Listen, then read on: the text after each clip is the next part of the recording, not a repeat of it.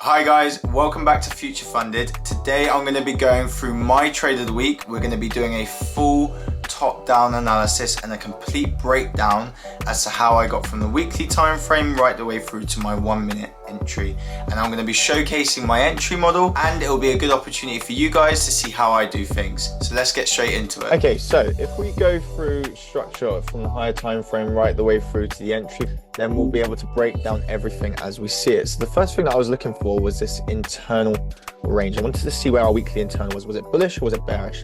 We saw that we had a push up, broke this previous high, created a high low with a new high, and we had a break of structure to the downside. So currently speaking, our range low is here and our range high is up there. So we're in a weekly bearish internal range. The daily was kind of printing something similar. So we saw we had a push down, broke structure here. We then had a lower high, lower low, lower high, lower low. We then did have a new high get created, which then broke down, formed a new lower low. All right, so now that we know that the dailies turned bearish again, we can start looking for some shorts. First thing that I noticed was this was our 4-hour high, and this was the previous 4-hour low down here.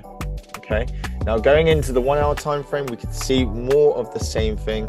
We saw a break to the downside. We then saw a lower high get created with a new lower low. So this was our 1 hour range right here.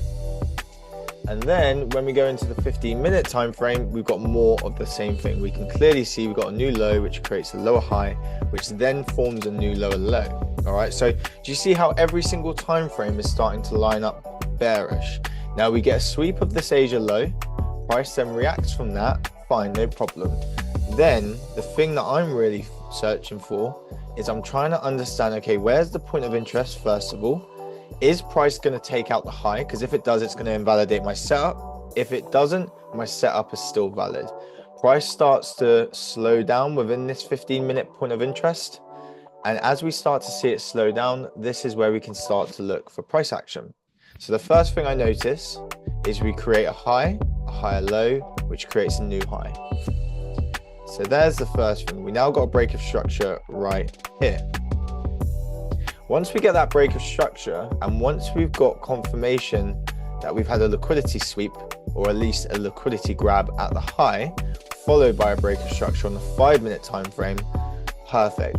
After that moment, I am now just looking for a new point of interest to get created. So everything else from this point on is all done on the 1 minute time frame. We've got two areas. We've got a 5-minute time frame right here, or a 5-minute point of interest, I should say, right there. And then within that, we've got a 1 minute point of interest right here. Now, when it comes to the strategy, it doesn't matter whether I look at a 5-minute or a 1 minute, so long as price taps into either or.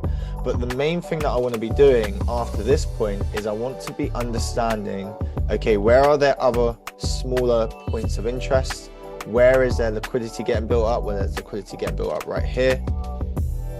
There's even more liquidity getting built up right here in the form of equal highs. There's even more liquidity getting built up here, and so on. All right. Now, another thing that you have to take into consideration is, okay, well, we've got a break of structure, but what happens if price reverses or retraces from one of these areas and then starts to push down? Well, in this particular scenario, we had a 5 or a 1 minute point of interest here at the low. Do you see how price failed to break this low, which was here? Now, if we would have had a break of that low, we might have been looking at a shift in market structure and maybe a different setup, or it might even have invalidated our setup because price might have just gone. But in this particular situation, price failed to break that low, which meant this high right here was now a failed high. This failed to take out the lows, which means that price is more than likely at some point going to come back and sweep this high, take out the liquidity, and move higher before we move lower. Perfect. That gives us even more confidence that price is more than likely going to come back to either the 5-minute or the 1 minute point of interest, where the origin of the move started that broke the structure in the first place. And it does exactly that. It takes out all of this liquidity and this, and then taps into that 5-minute point of interest. The moment I got a confirmation candle, I was in, because at that point I had a 5 pip stop loss on, and at that point I had around about 7 to 8 different confluences, including higher time frame structure, multi-time frame analysis.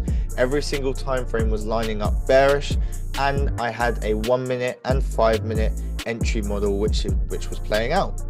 So then it was just about, okay, fine, now that we know what our entry is, where are we going to look for targets? Well, where's the next valid point of interest that we can look at and say price is more than likely to react from there? Well, we've got one right here, and we've also got one which is a new one right here. Okay, but the only reason that I chose not to go and not close at this point of interest down here is because I knew that price might want to take out those lows. And if it does take out that low, because that's where the liquidity is sat, it is more than likely to target that next point of interest. So that's where I went, a 1 to 4.4. It was an absolute beautiful trade. But of course, once we enter, that's not all we do. All right. Yes, entering, the entry model and everything like that is important, but your analysis, your strategy is only as important as how you manage to trade when you're actually in it. So instead of taking profits or taking my trade off at this first point of interest, instead I took 80% of the trade off at this point of interest down here, and I allowed the rest to run to full TP. Okay, so I ended up around about 3.5%, give or take, after partial profits and so forth.